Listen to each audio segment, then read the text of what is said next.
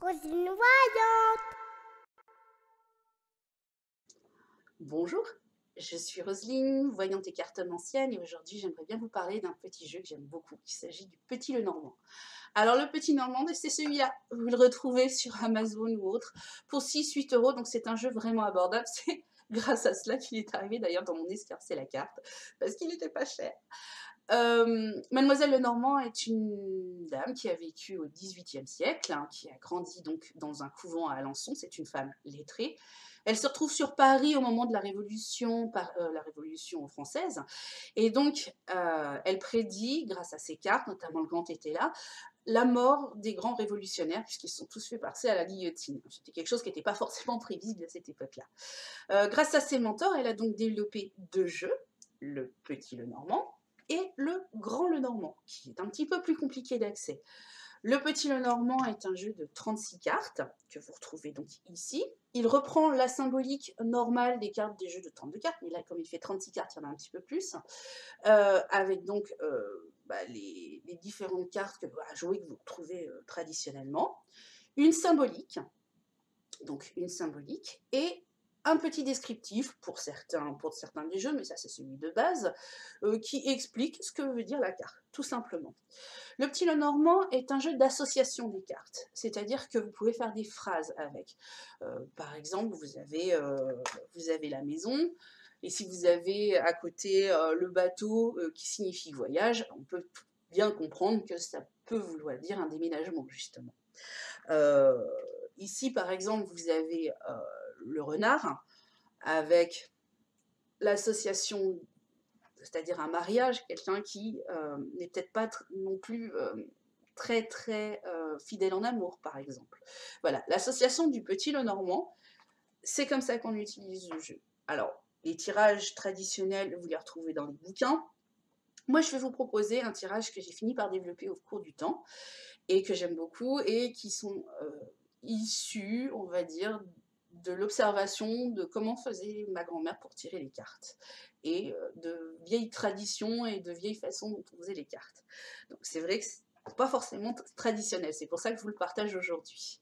Voilà, donc vous allez voir mes mains un petit peu. Dans le Petit Lenormand, ce qui est important par contre, je vais vous indiquer les 2 cartes les plus importantes, c'est d'avoir le consultant, enfin la consultante et le consultant. Ces 2 cartes-là vous permettent notamment, vous voyez, regardez, par exemple là, ils se regardent de travers, ils se regardent pas. Donc comme ils se regardent pas, ils s'aiment pas. Et là, si dans le jeu, ils se retrouvent dans cette situation-là, ils se regardent, donc ils s'aiment un petit peu plus. Tout est un jeu d'observation, de compréhension, d'association. Donc c'est vrai que c'est un jeu très subtil et on peut aller très loin avec ce jeu, même s'il est très simple. Voilà, je vais vous montrer un petit peu mes mains, comment on peut faire pour pouvoir utiliser les tirages, notamment le grand tableau, hein, qui pour moi est vital quand on n'est pas une personne et qui vous permet notamment de comprendre qui est la personne. Le jeu de Ciro Marchetti qui est très beau, où vous retrouvez au centre de la carte la symbolique, la valeur de la carte et ici une numérologie. Par exemple, ici vous avez le 10, le 1 plus le 0 qui donne donc le 1 qui est un recommencement de quelque chose. Ce qui tombe bien puisque du coup, vous voyez ici la faux, c'est le fait de recommencer quelque chose, d'arrêter une situation. On peut parler de séparation, on peut parler du fait d'arrêter un travail, on peut faire etc. Donc le fait de recommencer quelque chose. Ici, la chance avec la dualité, peut-être d'être 2, d'avoir la possibilité, d'avoir la chance, etc. etc. Ici, là, avec le Normand, je vous ai expliqué que les cartes importantes étaient celles du consultant et de la consultante. On va par exemple utiliser celle de la consultante, c'est-à-dire moi, enfin monsieur. Et donc, essayez de vous rappeler, enfin d'utiliser une vieille méthode, je vous disais, utiliser ma grand-mère. En haut de la tête de la consultante, c'est ce qui se trouve être ce qu'elle ressent, ce qu'elle pense, ce qu'elle aimerait bien qu'il arrive. Donc des fois, on peut être dans une forme d'illusion. Il est intéressant parfois de comprendre que son consultant peut être dans l'illusion. Ou il peut essayer d'avoir une espérance que quelque chose arrive. Ici, à ses pieds, c'est sur pourquoi elle agit, ce pourquoi elle est en train d'essayer d'avancer, ce qu'elle essaye d'entamer ou de faire comme procédure. À sa droite et à sa gauche, comme les cartes le font notamment au tarot, quand un personnage regarde dans cette direction, elle regarde vers le passé. Quand un personnage regarde dans cette direction, elle regarde vers le futur. Bah, de la même manière, ici vous avez donc à droite le futur, à gauche le passé. Mais ça, c'est pas forcément le futur ou le passé, parce que souvent il est intéressant de savoir d'où vient la personne pour savoir où elle va aller.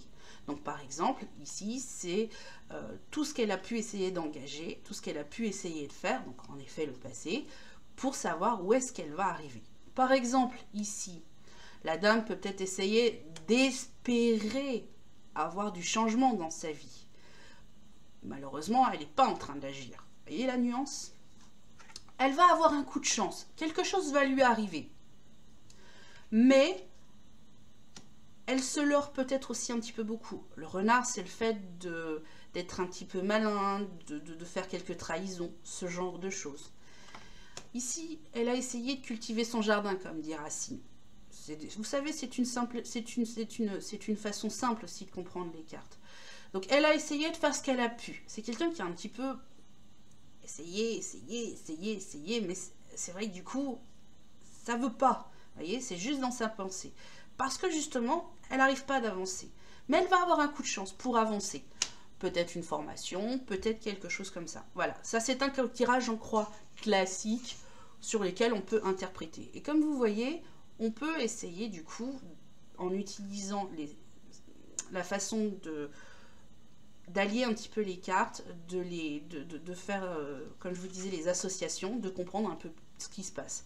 Peut-être que justement, là ici, on démarre un petit peu. Si par exemple, ici on tirait une petite carte, qu'est-ce que ça pourrait être entre la chance et le fait?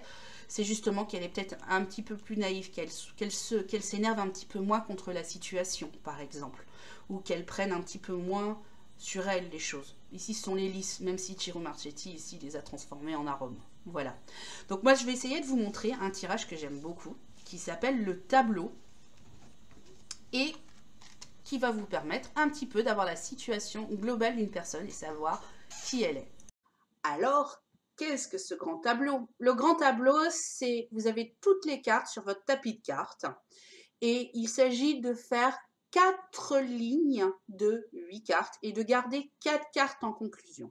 Pour pouvoir tirer ce tirage, il suffit simplement de battre les cartes, là, comme ça, de façon traditionnelle, comme on fait à l'ancienne, de se concentrer sur la personne. Alors, on a chacun nos marottes.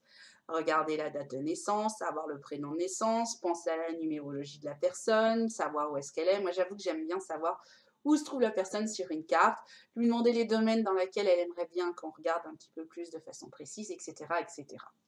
Donc, moi, je bats les cartes jusqu'à ce que j'arrive à battre mes cartes jusqu'à ce que je le sente. Et j'essaye de vérifier que mes 4 dernières cartes, il n'y ait pas le ou la consultante, parce que ça sera un petit peu dommage. Vous allez comprendre pourquoi. Donc dans le jeu, je vais tout étaler et je vais vous montrer qu'est-ce que ça donne. Voici donc le grand tableau avec toutes les cartes, toutes distribuées comme il faut sur mon tapis de cartes. Vous avez donc la consultante qui se trouve ici, le consultant qui se trouve ici, la conclusion ici. La consultante, comme vous voyez, et ça c'est quelque chose que j'ai découvert à force d'utiliser ce tableau, elle se trouve tout en haut du jeu. Donc elle a beaucoup de mal à penser. C'est quelqu'un qui peut se retrouver du coup dans une situation un petit peu compliquée d'arriver à réfléchir sur sa situation. Ça se renforce d'autant plus qu'elle se trouve dans la partie où il y a tout un passé qui a pu se passer, qui est un petit peu compliqué et qui l'entrave. Elle a donc des boulets, beaucoup de choses qui lui arrivent dans sa vie. Sous ses pieds aussi se déroulent beaucoup de choses. Elle est plus dans l'action, dans le fait d'essayer de réagir. Et elle ne sait pas trop ce qui va lui arriver dans son présent, dans son futur, puisque c'est un petit peu compliqué de définir la suite des événements. Regardez, ici, ça se renforce avec le fait qu'il y ait très peu de cartes à sa droite. Ça, c'est quelque chose que vraiment j'ai découvert à force d'utiliser ce tableau et que j'aime beaucoup. C'est quelqu'un qui notamment essaye d'agir, mais pour l'instant, c'est un peu compliqué pour elle de voir la suite des événements. Alors, ce qui va se passer à ses pieds, ce qui va se passer autour d'elle, c'est une des premières indications qu'on peut essayer de regarder. Par exemple, c'est une dame, ici vous avez l'arbre, qui parle souvent de famille, d'ancêtres, de ce genre de choses, pour lesquelles c'est important. Elle s'ancre. Pour elle, c'est vraiment important d'ancrer ses connaissances, ce qu'elle sait, son ressenti, sa façon de voir par rapport à une famille. Famille unie, peut-être qu'il y a eu aussi des soucis, des histoires de papier, de famille, de vol, un héritage qui a pu être piqué. Mais en attendant, pour l'instant, cette personne est en train de trouver un petit peu ses marques grâce à cette famille. Et vous voyez, derrière, elle est quand même un peu turbulente, la famille. Alors on fait des lignes après, moi je fais des lignes. Par exemple, vous avez la consultante avec ses enfants. Les enfants sont peut-être partis.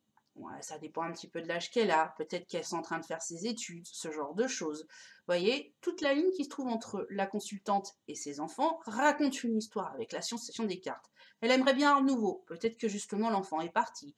Peut-être que justement la personne a un petit peu de mal à parler avec ses enfants qui sont un petit peu loin. Elle aimerait bien justement, il y a des difficultés.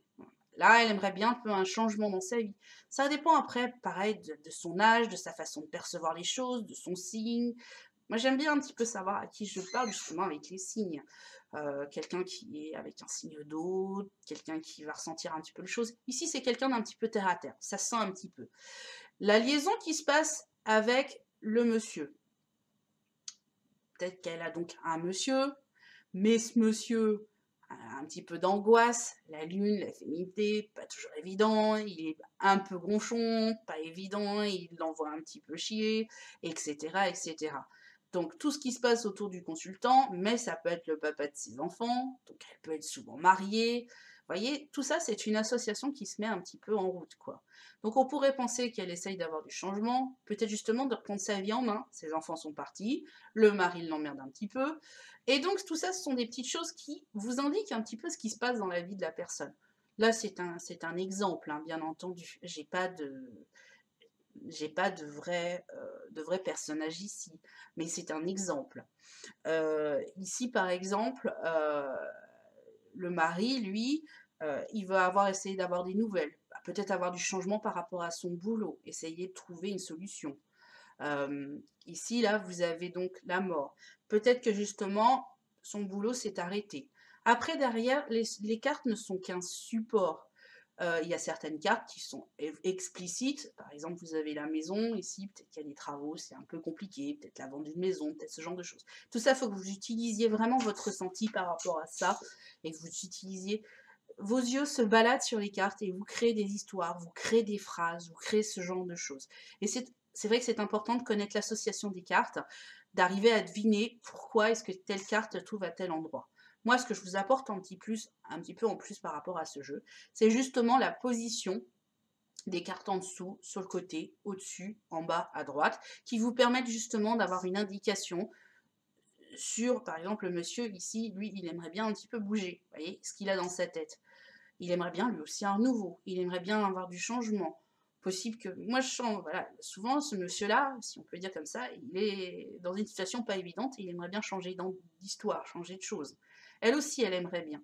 Moi, vous voyez ce que je veux dire, ce jeu-là, par exemple, peut faire penser à quelqu'un qui est pas loin de la retraite et qui sait pas trop s'il doit essayer de s'arrêter par rapport à son boulot ou s'arrêter par rapport à la situation. Et voilà, c'est le genre de jeu où du coup, selon l'âge de la personne, si par exemple là, c'était une jeune personne, peut-être que le papa justement, ils se sont divorcés, ils font des allers-retours entre les enfants, et voilà, tout ça c'est vrai que c'est interprétable, il faut vraiment utiliser son ressenti.